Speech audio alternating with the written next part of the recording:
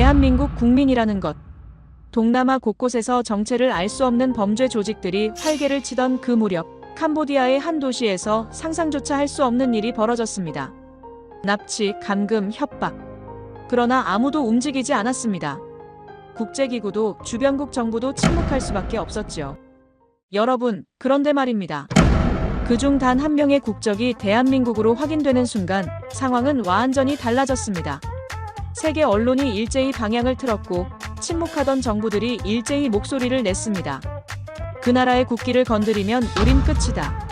그리고 단 48시간 만에 전 세계 국민들은 외쳤습니다. 한국, 정말 감사합니다. 대체 무슨 일이 벌어진 걸까요? 딱 1초만요. 좋아요와 구독 꾹 부탁드립니다. 세상은 조용했습니다. 하지만 쇠창살 뒤에서는 비명이 울려 퍼지고 있었지요. 캄보디아 펜놈펜, 한국인들이 그곳에 갇혀 있었습니다. 현지 정부는 조사 중이라며 짧게 답했을 뿐입니다. 48시간이 흘렀습니다. 그리고 한국이 움직였습니다. 저는 마르쿠스 슈타이너입니다. 독일 연방정보국에서 27년을 보냈고 그중 상당 시간을 동남아시아 현장에서 보냈지요. 태국, 캄보디아, 미얀마, 베트남, 그곳의 골목길과 뒷거래, 정보망의 작동 방식을 몸으로 익혔습니다. 테러, 납치, 인질극, 셀 수 없을 만큼 많은 사건들을 다뤄왔습니다. 2021년 아프가니스탄 철수작전 당시에는 유럽연합 현지 협력자 보호전략 자문으로 참여하기도 했습니다. 그런데 말입니다. 이번 캄보디아에서 벌어진 사태는 제가 지금까지 경험했던 그 어떤 사건과도 성격이 달랐습니다. 2014년 9월 초순의 일이었습니다. 저는 태국 방콕에 있는 한 호텔 방에서 동남아 안보 상황에 관한 보고서를 작성하고 있었지요. 창밖으로는 방콕의 야경이 펼쳐져 있었고 저는 노트북 화면을 응시하며 키보드를 두드리고 있었습니다. 갑자기 휴대폰이 울렸습니다. 오랜 동료이자 현지 정보원인 친구가 보낸 메시지였습니다. 저는 별 생각 없이 링크를 클릭했습니다. 그 순간 제 손이 멈췄습니다. 화질은 좋지 않았지만 내용은 너무나 선명했지요.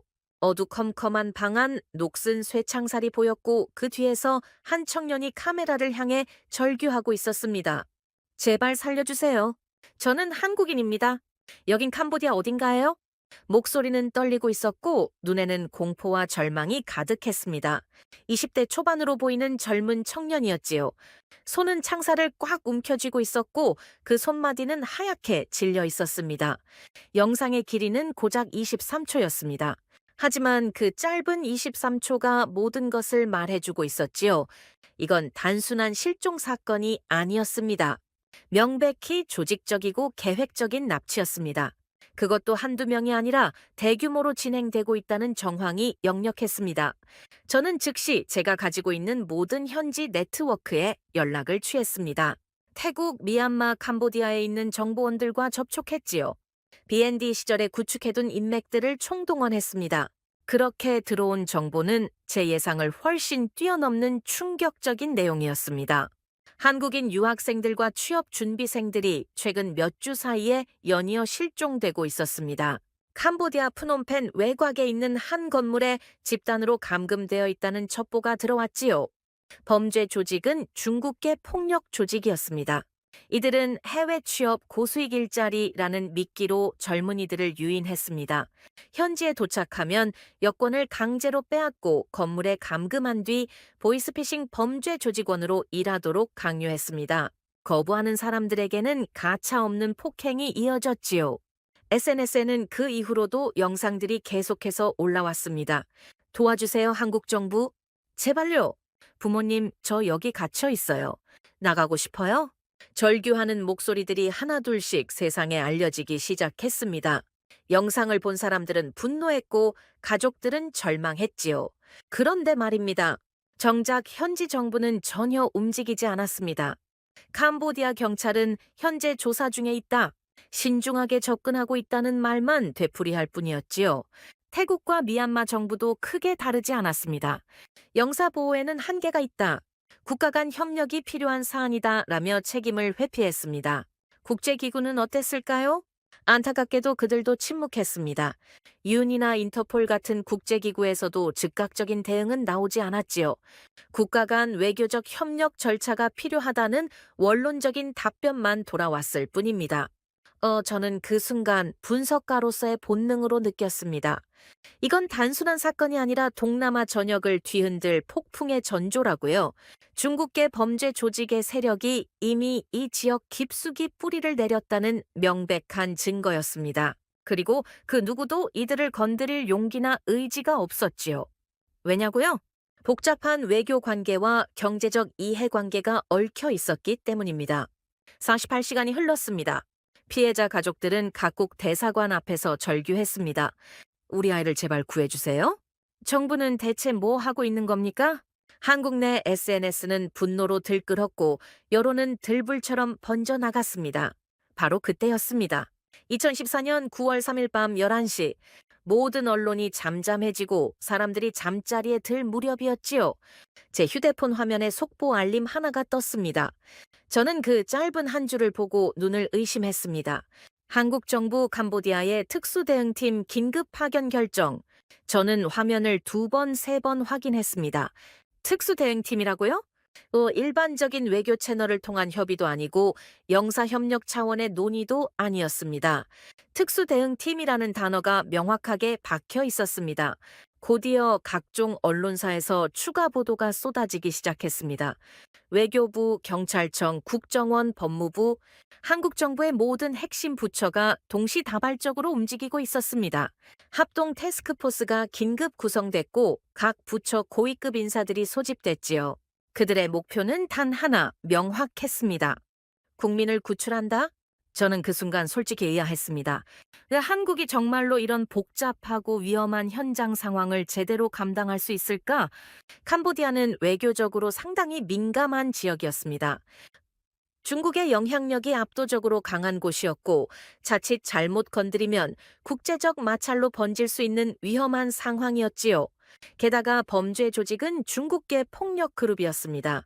자칫하면 외교 문제로까지 확대될 수 있는 사안이었습니다.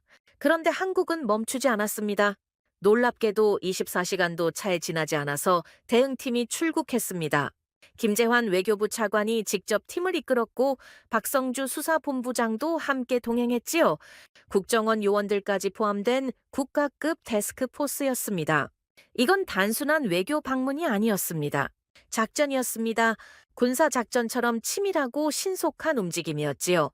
태국 현지 언론이 가장 먼저 반응했습니다.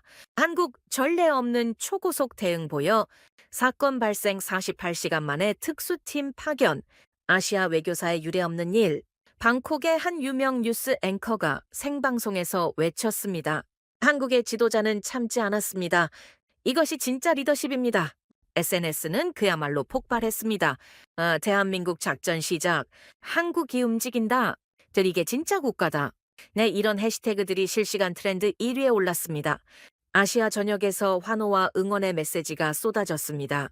인도 언론도 긴급 속보로 이 소식을 다뤘습니다. 한국의 신속한 결단, 아시아 국가들의 모범 사례. 너는 필리핀 네티즌들은 댓글창에 이런 글들을 남겼지요. 우리 정부도 제발 이렇게 좀 해줬으면 좋겠다. 한국은 진짜로 국민을 지키는구나. 저는 호텔방 책상 앞에 앉아서 모니터 화면을 계속 주시했습니다. 각국 언론의 보도를 하나하나 확인하면서 뉴스를 따라갔지요. 27년이 넘는 세월 동안 수많은 국제적 위기 상황들을 분석하고 대응 방안을 연구해 왔지만 이런 속도는 정말 처음이었습니다. 사건이 발생한 지 고작 48시간 만에 국가급 대응팀이 현장으로 직접 향한다는 것은 상상하기 어려운 일이었습니다. 그런데도 여전히 의문은 남아 있었습니다. 한국이 정말로 이 위험한 작전을 성공적으로 완수할 수 있을까?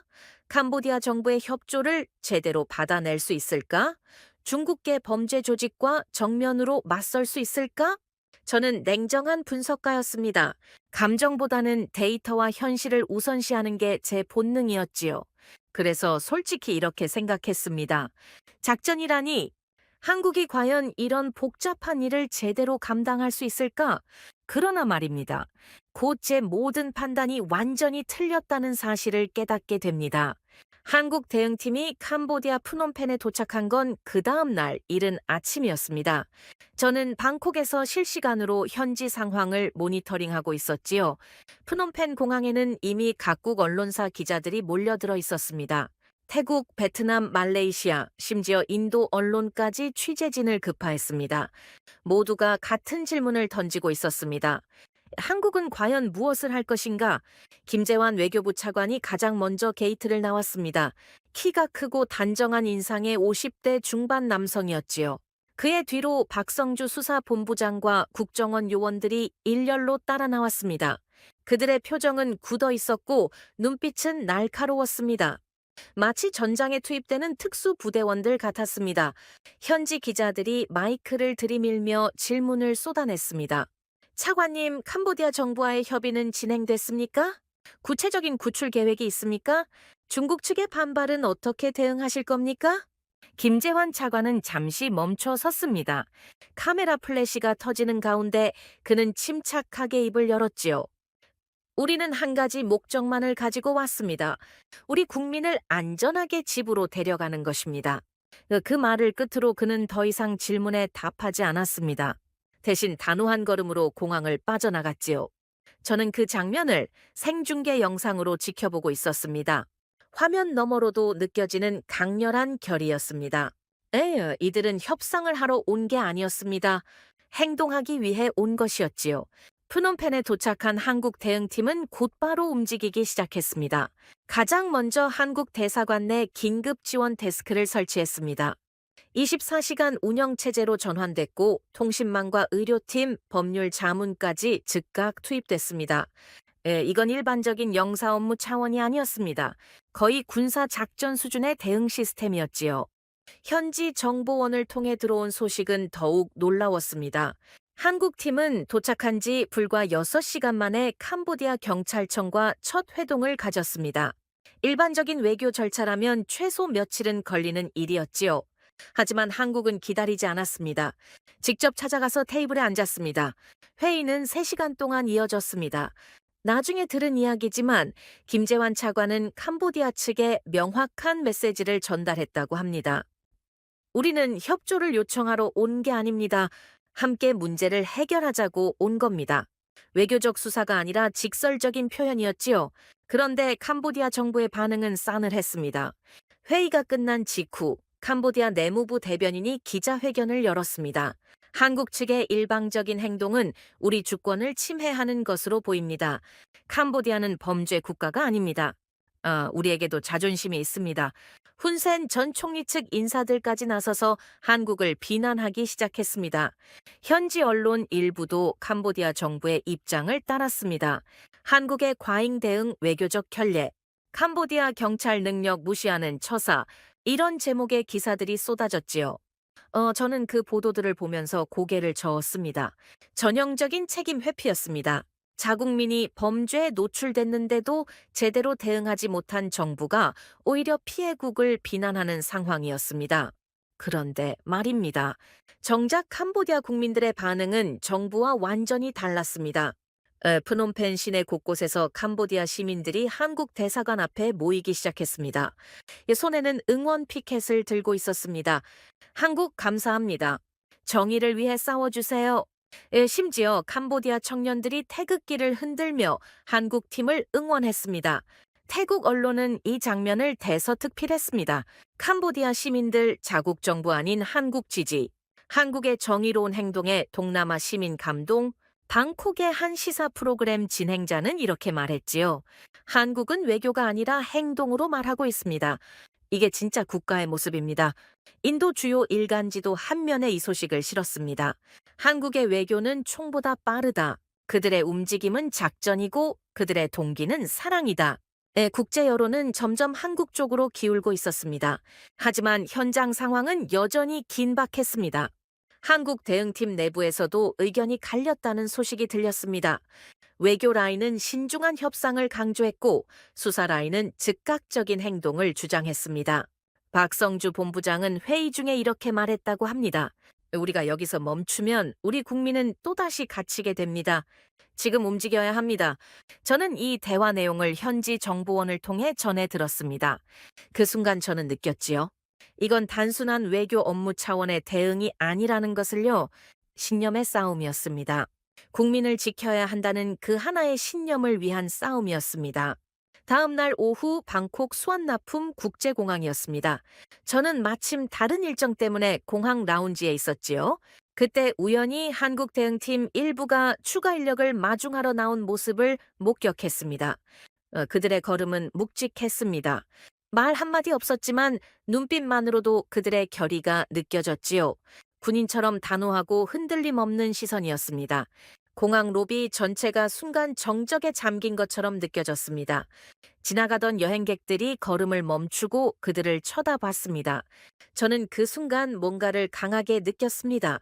이건 단순한 외교 미션이 아니라고요. 그들의 표정에는 오직 한 가지 목적만이 새겨져 있었습니다. 국민을 구한다? 그날 밤 한국이라는 이름이 동남아의 공기를 완전히 바꿔놓기 시작했습니다. 9월 5일 새벽이었습니다. 프놈펜 외곽 지역에서 움직임이 포착됐습니다. 한국 수사팀과 국정원 요원들이 비밀리에 이동하고 있다는 정보가 들어왔습니다. 감금된 한국인들 중 한 명이 몰래 확보한 휴대전화로 보낸 신호를 추적한 결과였습니다. 새벽 3시 20분 첫 번째 구조 작전이 시작됐습니다. 캄보디아 경찰 일부가 협조했고 한국 수사팀이 직접 현장을 지휘했지요. 건물 안에는 12명의 한국인이 갇혀 있었습니다. 작전은 조용했지만 신속했습니다. 문이 열리고 요원들이 진입했습니다. 범죄 조직원들은 저항할 틈도 없이 제압됐습니다. 단 한 발의 총성도 없었지요. 그리고 12명 전원이 무사히 구출됐습니다. 저는 다음 날 아침 이 소식을 들었습니다. 현지 정보원이 긴급히 연락을 해왔지요. 마르쿠스, 한국이 해냈어. 첫 번째 구조 성공이야. 저는 그 순간 숨이 멎는 것 같았습니다. 정말로 해낸 겁니까? 사건 발생 며칠 만에 실제로 인지를 구출한 겁니까? 태국 언론이 가장 먼저 이 소식을 보도했습니다. 한국 새벽 작전으로 12명 구출 성공, 단 한 발의 총성도 없이 완벽한 작전 수행. 생방송 뉴스 앵커는 흥분을 감추지 못했습니다. 한국은 말이 아니라 행동합니다. 이것이 진짜 외교입니다. SNS는 순식간에 들끓었습니다. 한국은 국민을 지킨다? 완벽한 작전. 이게 진짜 국가다. 실시간 트렌드 1위부터 10위까지 모두 한국 관련 해시태그로 채워졌습니다. 필리핀 네티즌들은 눈물 이모티콘과 함께 댓글을 달았습니다. 한국 정부가 부럽다. 우리도 저런 정부를 가질 수 있을까? 인도네시아, 말레이시아, 베트남, 동남아 전역에서 찬사가 쏟아졌습니다. 저는 호텔방에서 모니터 앞에 앉아 그 모든 반응들을 지켜보고 있었습니다. 화면에는 구조된 한국인들이 대사관으로 이동하는 장면이 나오고 있었지요. 그들은 담요를 두르고 있었고 얼굴에는 안도의 표정이 가득했습니다. 그런데 제 시선을 사로잡은 건 따로 있었습니다. 한국 요원들의 모습이었습니다. 그들은 구조된 사람들을 차량에 태우고 나서 조용히 고개를 숙여 경례를 했습니다. 태극기를 향한 경례였지요. 저는 그 장면을 보는 순간 가슴이 뜨거워지는 걸 느꼈습니다. 27년 넘게 수많은 작전을 분석하고 연구해왔지만 이런 장면은 처음이었습니다. 그들에게 이건 단순한 임무 수행이 아니었습니다. 국민을 구한다는 그 하나의 사명이었습니다. 현지 캄보디아 시민들도 그 장면을 목격했습니다. 대사관 근처에 모여있던 사람들이 박수를 치기 시작했습니다. 코리아, 코리아! 함성이 거리에 울려 퍼졌습니다. 캄보디아 정부는 당황했습니다. 한국의 성공에 완전히 주도권을 빼앗긴 상황이 된 거지요. 내무부 장관은 뒤늦게 입장문을 발표했습니다. 캄보디아 경찰과 한국 측의 긴밀한 공조로 이루어낸 성과. 하지만 아무도 그 말을 믿지 않았습니다. CNN은 긴급 속보로 이 소식을 전했습니다. South Korea's swift rescue operation. 한국의 신속한 구조작전, 미국의 안보 전문가가 출연해서 이렇게 말했습니다. 저는 30년 넘게 특수작전을 연구해왔습니다. 하지만 이렇게 빠르고 정확한 작전은 본 적이 없습니다. BBC도 특집 보도를 내보냈지요? 한국 어떻게 불가능을 가능구로 만들었나? 영국의 전직 SAS 지휘관이 인터뷰에서 말했습니다. 총성 없이 12명 전원 무사 구출. 이 세 가지 조건을 동시에 충족하는 건 거의 불가능합니다. 한국은 해냈습니다. 인도타임스는 한 면 전체를 할애했습니다. 헤드라인은 이랬습니다. 세계가 목격한 완벽한 작전. 한국 불가능을 현실로. 저는 그날 저녁 오랜만에 혼자 조용히 위스키 한 잔을 따랐습니다. 창밖으로 방콕의 야경이 펼쳐져 있었지요. 저는 잔을 들고 중얼거렸습니다. 이건 작전이 아니라 의지다. 제가 지금까지 봐온 수많은 국가들, 수많은 위기 대응 사례들이 머릿속을 스쳐 지나갔습니다.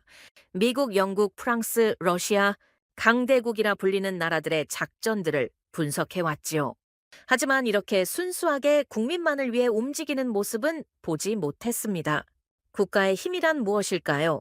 군사력일까요? 경제력일까요? 그날 저는 깨달았습니다.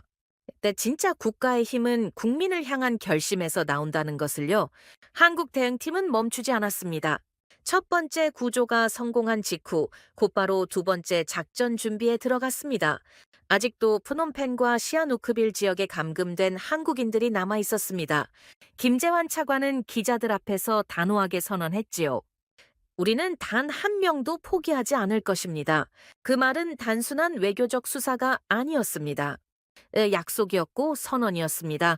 구조작전의 성공 이후 프놈펜의 분위기는 완전히 바뀌었습니다. 한국 대사관 앞에는 매일 아침 캄보디아 시민들이 모여들었습니다. 그들은 손에 태극기와 캄보디아 국기를 함께 들고 있었습니다. 한국 정의를 보여줘서 고맙습니다. 우리도 용기를 얻었습니다. 플래카드에 적힌 문구들이었지요. 네, 저는 방콕에서 매일같이 현지 상황을 모니터링하고 있었습니다. 그런데 9월 6일 오후 예상치 못한 소식이 들어왔습니다. 한국 대응팀이 캄보디아 대사관 건물 옥상에 태극기를 개양했다는 보고였습니다. 일반적인 국기 개양이 아니었지요. 밤새 작전을 지휘하던 요원들이 새벽 첫 햇살과 함께 직접 올린 깃발이었습니다. 현지 기자 한 명이 그 장면을 카메라에 담았습니다. 바람에 펄럭이는 태극기, 그 아래 서 있는 한국 요원들의 모습이었지요. 그들은 말없이 국기를 바라보고 있었습니다. 사진은 곧 SNS를 통해 전 세계로 퍼져나갔습니다. 그 태국의 한 유명 사진 작가가 그 이미지에 캡션을 달았습니다. 이것은 단순한 깃발이 아니다. 국민을 향한 약속이다. 그 게시물은 12시간 만에 50만 개가 넘는 좋아요를 받았습니다. 저는 그 사진을 보면서 멈칫했습니다. BND 요원 시절 저도 수많은 작전 현장에 있었지요. 국기를 올리는 장면도 여러 번 봤습니다. 하지만 이번엔 달랐습니다.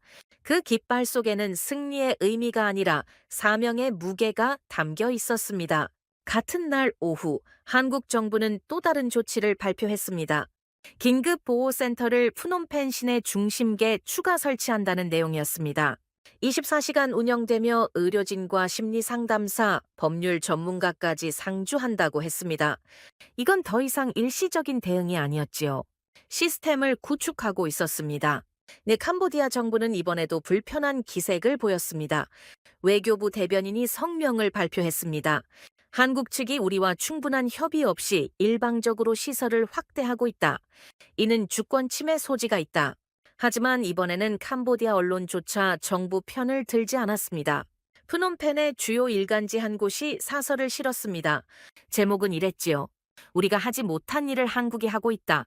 내용은 더욱 직설적이었습니다.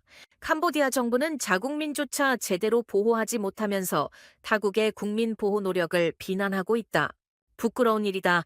저는 그 기사를 읽으면서 고개를 끄덕였습니다. 현지 언론인들도 진실을 알고 있었던 거지요. 누가 진짜 정의를 위해 움직이고 있는지를요. 네, 그런데 바로 그날 저녁 상황이 급변했습니다. 캄보디아 경찰이 한국 대사관에 진입하려 한다는 긴급 보고가 들어왔습니다. 명목은 시설 점검이었지만 누가 봐도 압박이었습니다. 저는 즉시 현지 정보원에게 연락을 취했지요. 지금 대사관 앞에 경찰 병력이 20명 넘게 배치됐어요. 정보원의 목소리는 긴장되어 있었습니다. 긴급 데스크에 들어가겠다고 하는데 한국 측이 저지하고 있습니다. 저는 곧바로 현지 생중계 스트리밍을 찾아 접속했습니다. 한 현지 기자가 휴대폰으로 실시간 중계를 하고 있었습니다. 화면 속에는 대사관 정문 앞에서 대치하고 있는 양측의 모습이 보였습니다. 캄보디아 경찰 지휘관이 한국 대사관 직원에게 뭔가를 말하고 있었습니다. 통역을 통해 들리는 내용은 이랬지요.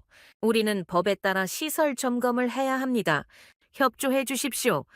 그때 김재환 외교부 차관이 직접 정문으로 나왔습니다. 그는 침착하게 그러나 단호한 목소리로 말했습니다. 이곳은 대한민국의 주권이 미치는 공간입니다. 귀하의 요구는 국제법 위반입니다. 경찰 지휘관은 당황한 기색이었습니다. 아마도 한국 측이 이렇게 강경하게 나올 거라고는 예상하지 못했던 것 같았지요. 그는 무정의로 누군가와 통화를 시작했습니다. 그 순간이었습니다. 대사관 건물 옥상에서 태극기가 다시 한번 크게 펄럭였습니다. 마치 타이밍을 맞춘 것처럼 바람이 불어왔습니다. 깃발이 바람을 타고 힘차게 나부꼈지요. 현장에 모여있던 캄보디아 시민들이 숨을 죽이고 그 장면을 바라봤습니다. 그리고 누군가 먼저 박수를 치기 시작했습니다. 곧 박수 소리가 거리 전체로 퍼져나갔습니다. 코리아. 함성이 터져나왔지요? 캄보디아 경찰은 결국 물러섰습니다. 지휘관은 무언가 불만스러운 표정을 지었지만 더 이상 밀어붙이지 못했습니다. 수백 명의 시민들이 지켜보는 가운데 강제 진입을 할 수는 없었던 겁니다. 저는 그 장면을 화면으로 지켜보면서 전율했습니다. 한국은 한 발짝도 물러서지 않았습니다. 외교적 압박에도 현지 당국의 위협에도 흔들리지 않았습니다. 그들의 침묵이 곧 결이었고 그들의 태도가 곧 메시지였지요. 태국 언론은 이 장면을 긴급 속보로 내보냈습니다. 한국 캄보디아 경찰의 압박에도 굴하지 않아 태극기 아래 지켜진 주권과 신념. 생방송 뉴스에서 앵커가 흥분된 목소리로 말했습니다. 여러분, 이건 단순한 외교 마찰이 아닙니다. 이것은 한 나라의 의지입니다. 인도의 주요 방송사도 특집 리포트를 내보냈습니다. 한국의 외교 압박 속에서도 흔들리지 않는 원칙. 진행자는 이렇게 논평했습니다. 한국은 국민 보호라는 원칙 앞에서 어떤 타협도 하지 않고 있습니다. 이것이 진짜 국가의 모습입니다. 그날 밤 저는 호텔방에서 혼자 생각에 잠겼습니다. 창밖으로는 방콕의 불빛들이 반짝이고 있었지요. 저는 노트북을 열고 제가 경험했던 과거 사례들을 떠올려 봤습니다. 아프가니스탄 철수 작전 때를 기억합니다. 유럽 각국이 철수하면서 수많은 현지 협력자들이 뒤에 남겨졌지요. 그들은 탈레반의 보복을 두려워하며 공항에 몰려들었습니다. 하지만 혼란 속에서 많은 이들이 구조받지 못했습니다. 리비아 사태 때도 그랬습니다. 각국이 자국민을 철수시킬 때 외교적 절차와 안전 문제를 이유로 많은 시간이 지체됐지요. 일부 국가는 자국민을 끝까지 구출하지 못했습니다. 그런데 한국은 달랐습니다. 72시간 만에 현장에 도착했고 며칠 만에 첫 구조에 성공했습니다. 그리고 지금 압박 속에서도 단 한치의 후퇴도 없이 국민을 지키고 있었습니다. 저는 스스로에게 다시 한번 물었습니다. 국가란 무엇인가? 그 질문에 대한 답을 한국이 보여주고 있었습니다. 국가는 국민을 지키는 결심이고 그 결심을 끝까지 지켜내는 의지라는 것을요. 다음 날 아침 또 다른 뉴스가 전해졌습니다.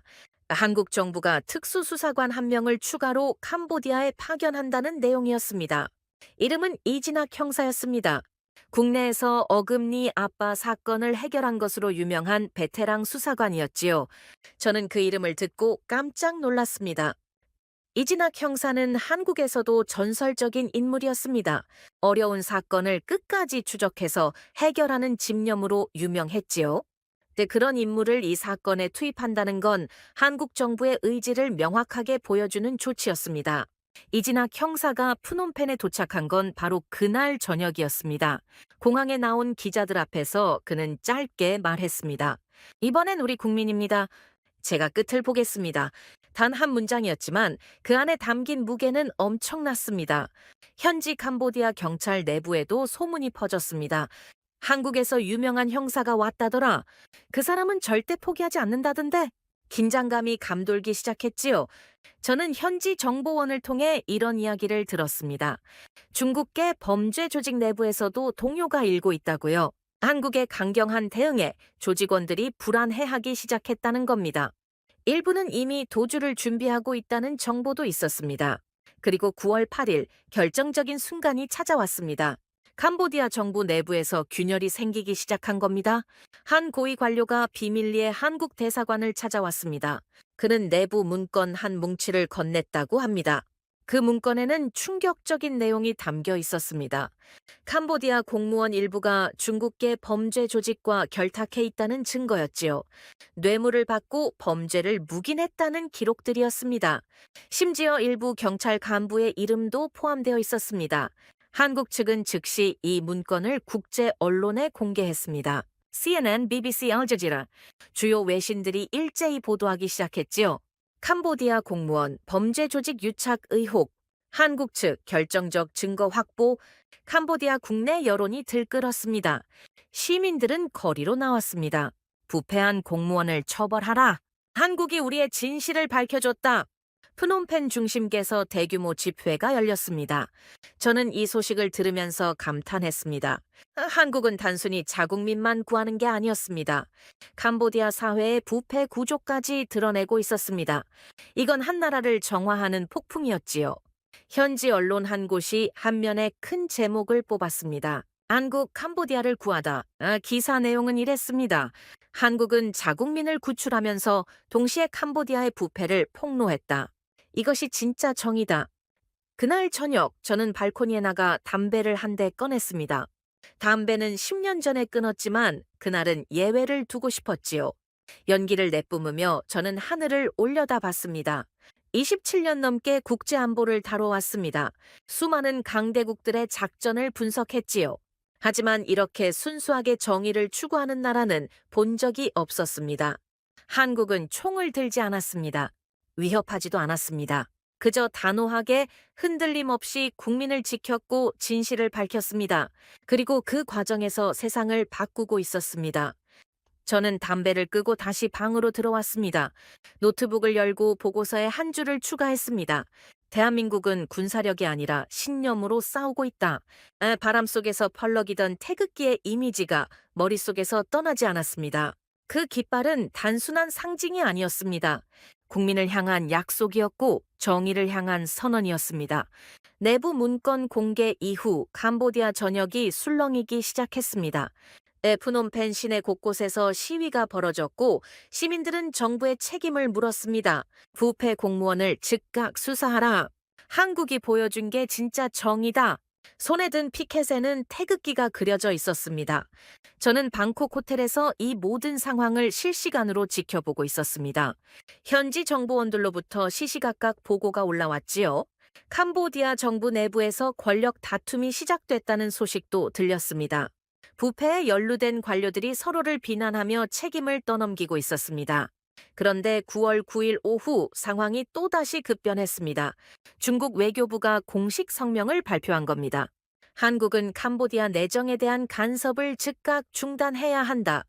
이번 사태는 지역 안정을 해치는 위험한 행동이다. 중국이 직접 나선 겁니다. 저는 그 뉴스를 보는 순간 긴장했습니다. 중국이 개입한다는 건 상황이 완전히 달라진다는 의미였지요. 캄보디아는 중국의 경제적 영향력 아래 있는 나라였습니다. 중국의 압박이 시작되면 캄보디아 정부는 한국에 더욱 강경하게 나올 수밖에 없었습니다.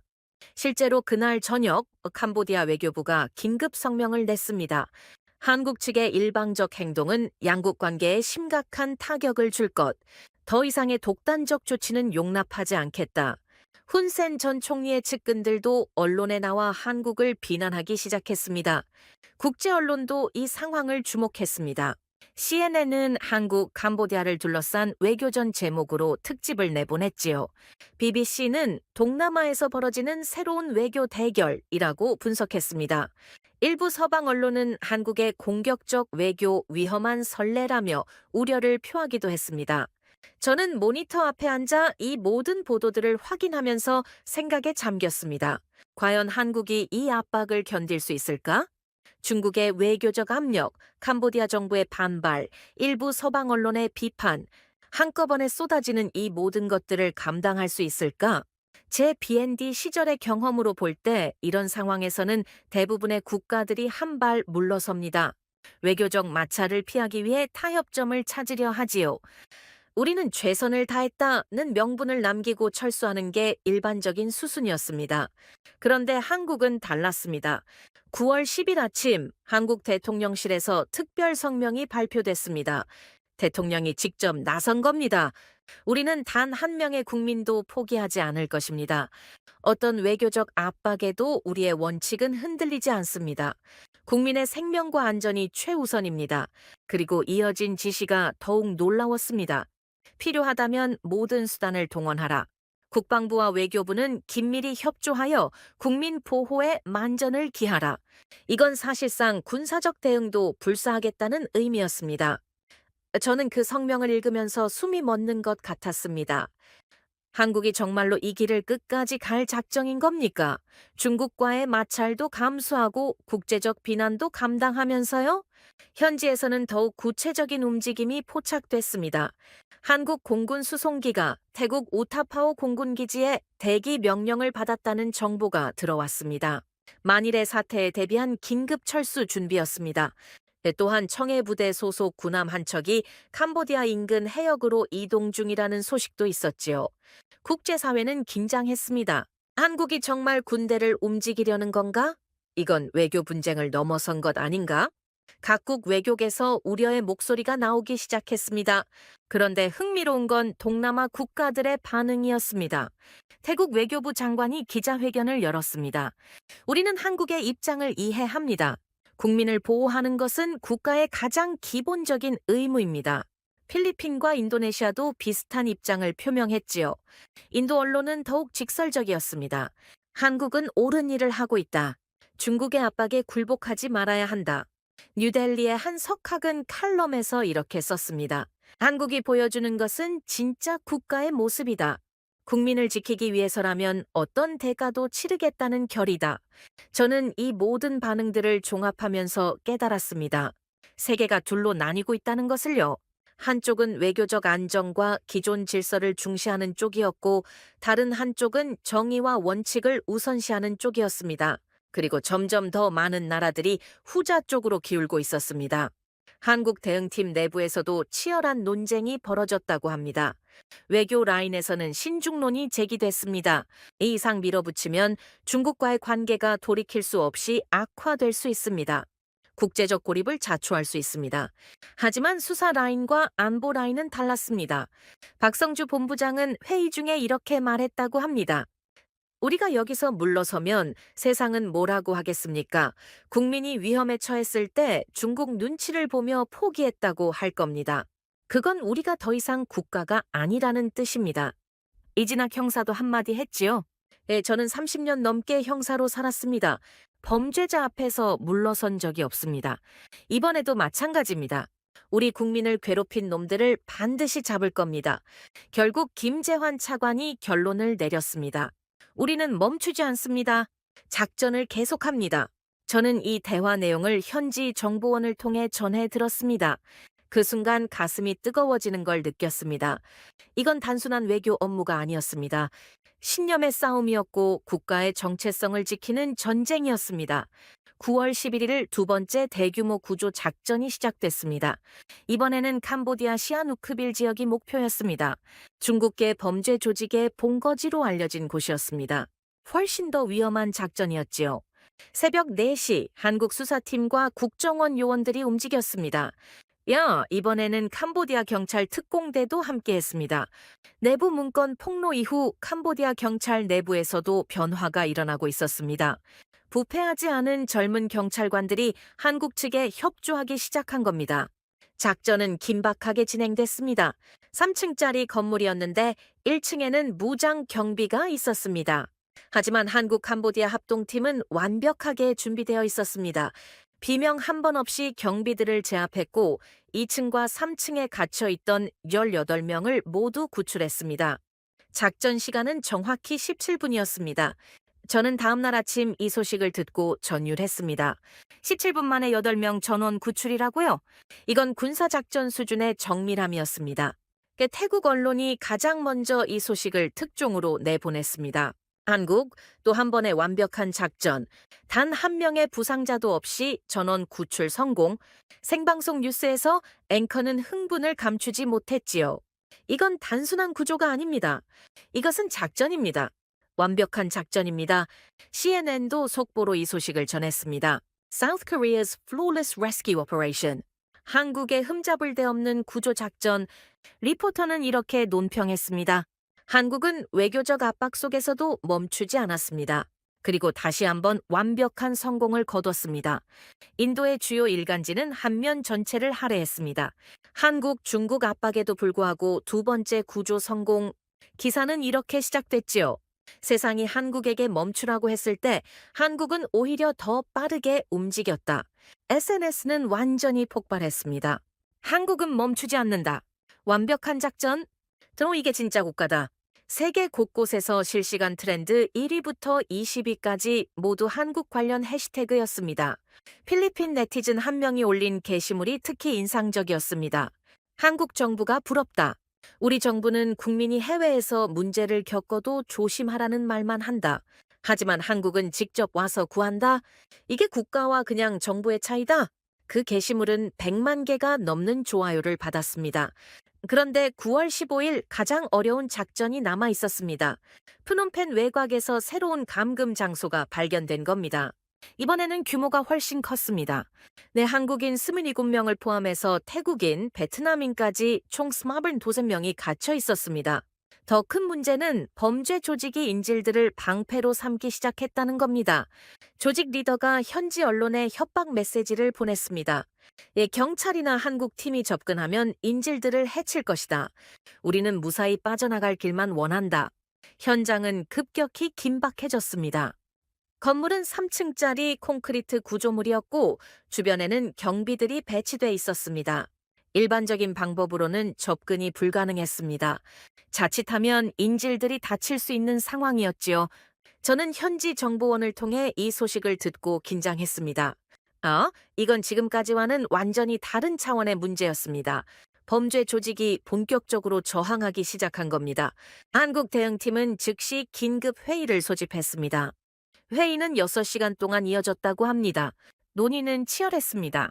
일부에서는 협상론이 제기됐습니다. 인질의 안전이 최우선입니다.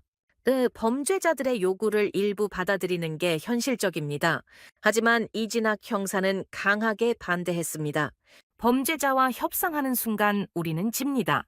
그들에게 길을 열어주면 더 많은 범죄자들이 같은 수법을 쓸 겁니다. 우리는 다른 방법을 찾아야 합니다. 박성주 본부장도 같은 의견이었지요. 이번에 우리가 물러서면 지금까지 쌓아온 모든 게 무너집니다. 세상은 한국도 결국 협상했다고 기억할 겁니다. 우리는 반드시 다른 길을 찾아야 합니다. 김재환 차관이 결론을 내렸습니다. 협상은 없습니다. 하지만 인질의 안전이 최우선입니다. 48시간을 드리겠습니다. 완벽한 작전을 준비하십시오. 48시간 동안 한국팀은 밤낮 없이 움직였습니다. 이진학 형사가 직접 현장 답사를 나갔습니다. 건물에서 500m 떨어진 지점에서 망원경으로 관찰했습니다. 경비 교대 시간, 식사 배달 시간, 조명 패턴, 모든 것을 기록했지요. 국정원 요원들은 건물 내부 구조를 파악하기 시작했습니다.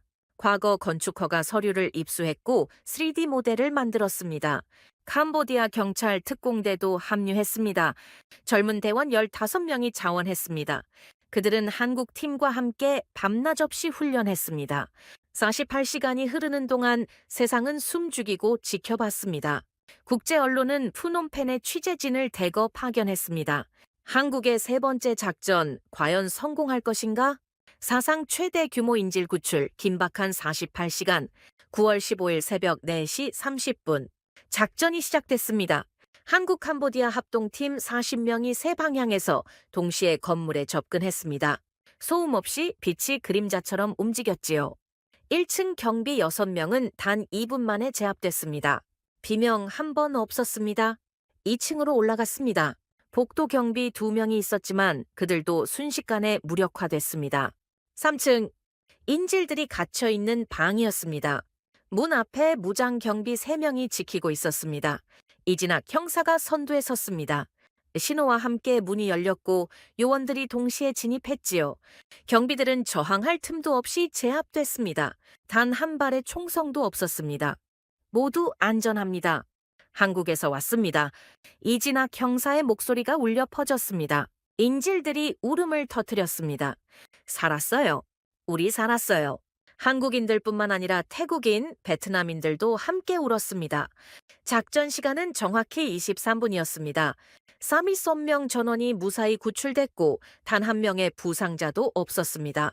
저는 다음 날 아침 이 소식을 듣는 순간 일어나 앉았습니다. 23분이요? 45명을 23분 만에 전원 무사히 구출했다고요? 태국 방송이 가장 먼저 특종으로 내보냈습니다. 화면에는 구출된 사람들이 대사관 차량에 탑승하는 장면이 나오고 있었습니다. 그들은 담요를 두르고 있었고 얼굴에는 안도와 감사의 눈물이 흐르고 있었습니다. 앵커의 목소리가 떨리고 있었지요. 여러분, 이건 기적입니다. 45명 전원, 단 한 명의 부상자도 없이 구출됐습니다. 한국이 또 해냈습니다. CNN은 긴급 생방송을 시작했습니다. Breaking news. South Korea's miracle rescue. 한국의 기적적인 구조 작전. 미국 본토의 안보 전문가가 출연해서 이렇게 말했습니다. 저는 30년 넘게 특수작전을 연구해 왔습니다. 하지만 이런 완벽한 작전은 본 적이 없습니다. 이건 교과서에 실릴 작전입니다. BBC도 특집 프로그램을 편성했습니다. 한국은 어떻게 불가능을 가능으로 만들었나? 영국의 전직 SAS 지휘관이 인터뷰에서 말했지요. 23분 45명 무부상. 이 세 단어가 모든 것을 말해줍니다. 완벽함의 극치입니다. 인도타임스는 한 면 전체를 할애했습니다. 헤드라인은 이랬습니다. 세계가 목격한 완벽한 작전. 한국 불가능을 현실로. 사설에서는 이렇게 썼습니다. 한국은 오늘 세계에 증명했다. 정의는 승리할 수 있고 완벽함은 달성 가능하며 국가는 국민을 반드시 지킬 수 있다는 것을. 저는 호텔방에서 모니터 앞에 앉아 그 모든 장면들을 지켜보고 있었습니다. 화면 속에는 구조된 사람들이 태국인, 베트남인과 함께 안도의 표정을 짓고 있었습니다. 그 순간 저는 깨달았습니다. 한국이 구한 건 단순히 한국인만이 아니었습니다. 인류애를 구한 겁니다. 세 번째 구조 작전의 성공은 전 세계에 충격파를 일으켰습니다. 이건 더 이상 한 국가의 이야기가 아니었습니다. 인류가 목격한 가장 완벽한 인도주의 작전이었고 새로운 외교의 탄생이었습니다.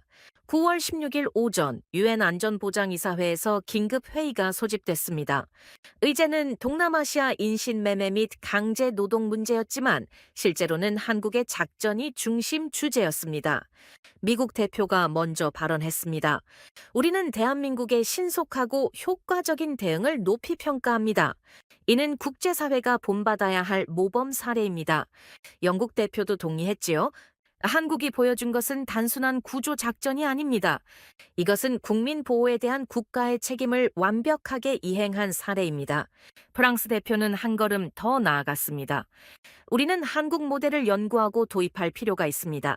21세기 인도주의 외교의 새로운 기준이 될 것입니다. 저는 유엔 회의 생중계를 보면서 놀랐습니다. 안보리 상임이사국들이 한국을 치켜세우고 있었습니다. 이건 외교적 수사가 아니었습니다. 진심 어린 존경이었지요. 그런데 중국 대표의 발언이 더욱 놀라웠습니다. 중국은 지금까지 한국을 비난해왔던 나라였지요. 하지만 이날은 달랐습니다. 중국은 한국의 노력을 인정합니다. 범죄 조직 소탕은 모든 국가의 공동 책임입니다. 우리는 이 문제에서 한국과 협력할 준비가 되어 있습니다. 저는 화면을 보며 중얼거렸습니다. 중국이 항복했군. 그들도 더 이상 한국을 막을 수 없다는 걸 인정한 겁니다. 유엔 사무총장이 마지막으로 발언했습니다. 대한민국은 국제사회에 중요한 교훈을 주었습니다. 국가의 힘은 군사력이 아니라 국민을 향한 헌신에서 나온다는 것을. 유엔은 한국의 경험을 바탕으로 글로벌 시민 보호 가이드라인을 만들 것을 제안합니다. 회의장에서 박수가 터져 나왔습니다. 193개 회원국 대표들이 일어나서 박수를 쳤습니다. 한국 유엔 대표는 자리에서 일어나 깊이 고개를 숙였습니다. 저는 그 장면을 보면서 눈시울이 뜨거워지는 걸 느꼈습니다. B&D 요원 시절 저도 UN 회의에 몇 번 참석한 적이 있었지요. 하지만 이렇게 한 나라에 대해 전체가 기립 박수를 보내는 장면은 처음이었습니다. 같은 날 오후 동남아시아 8개국이 공동 성명을 발표했습니다. 태국, 베트남, 필리핀, 인도네시아, 말레이시아, 싱가포르, 미얀마, 캄보디아 모두가 한 목소리를 냈습니다.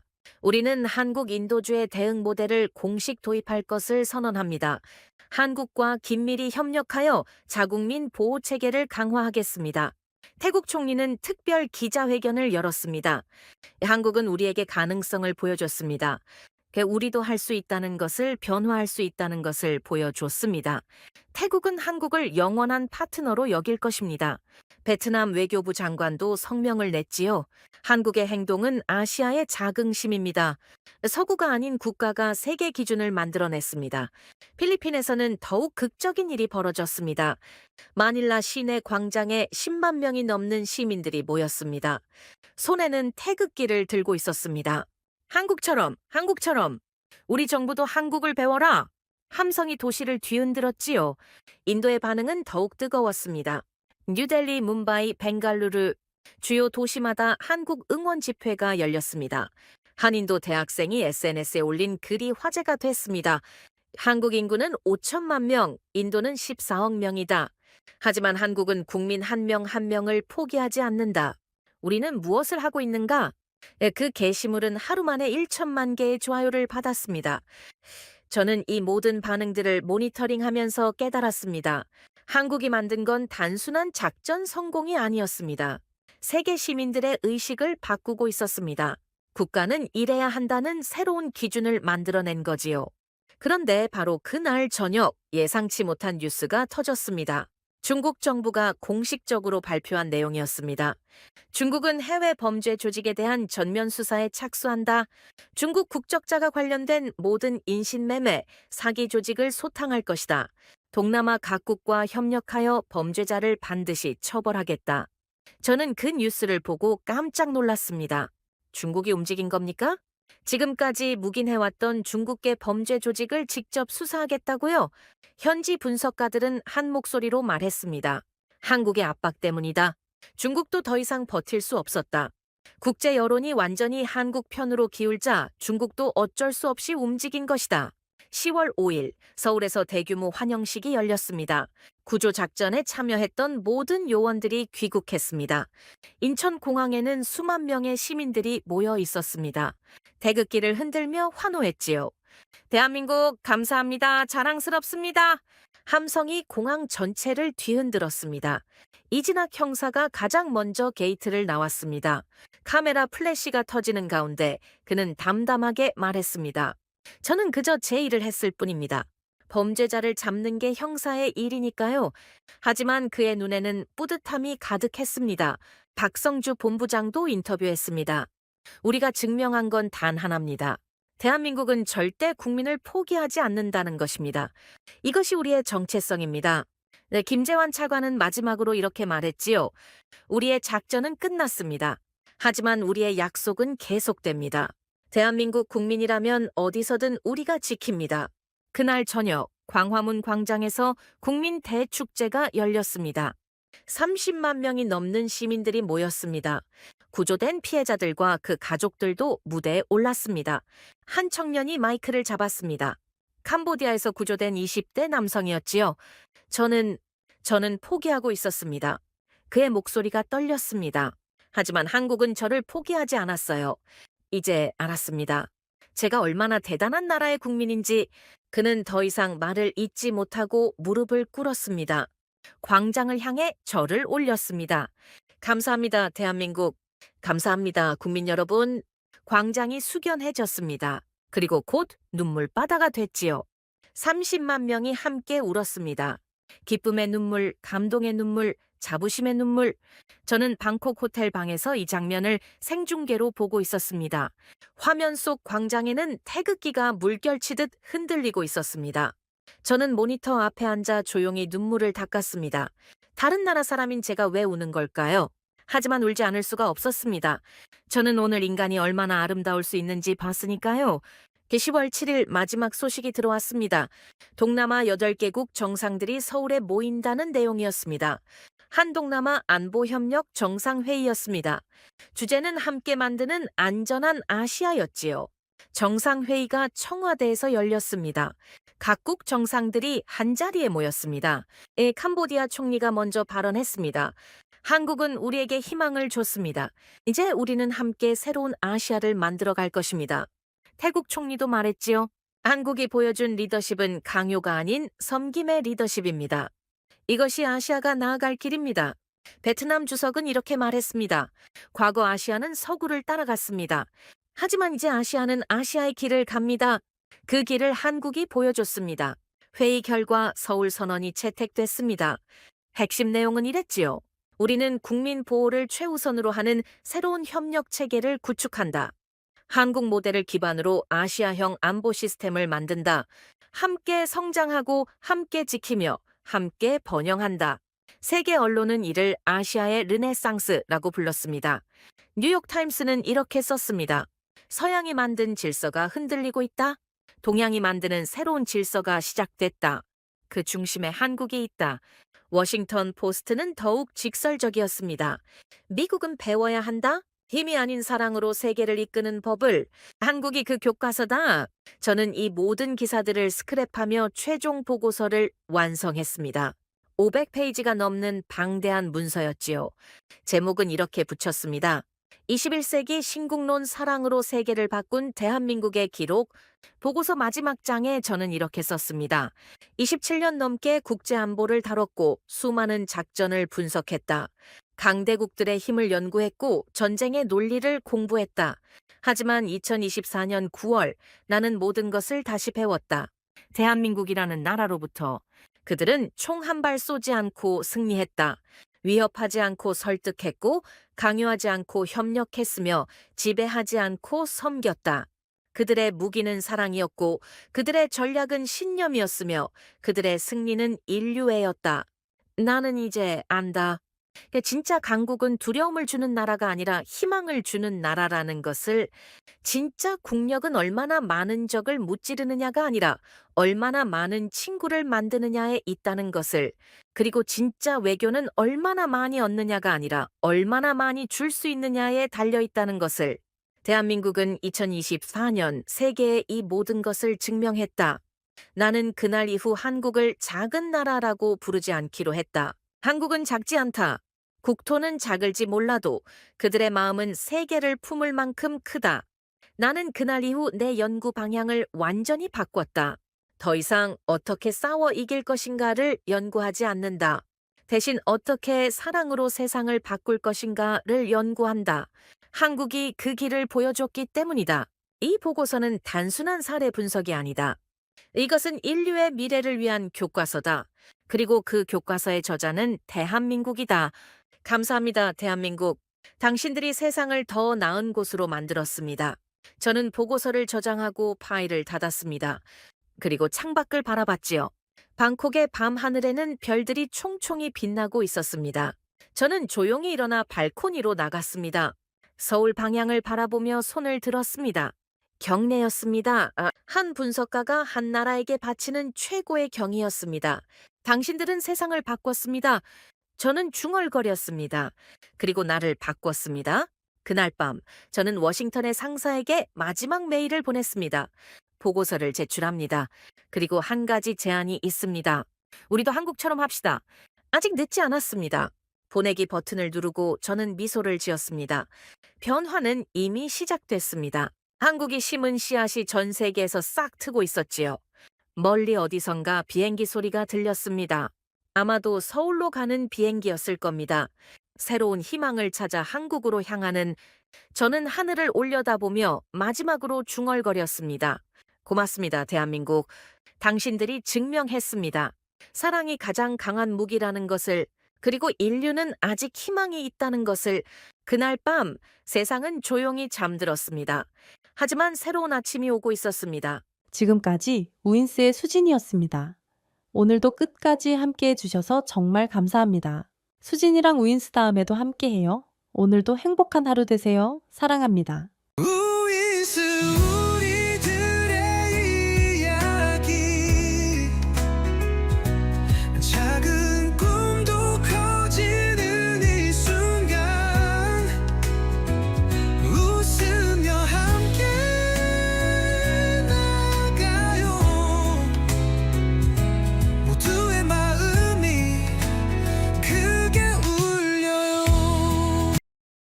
당신만의 감동 이야기가 늘 당신 곁에서 따뜻한 순간으로 남길 바랍니다.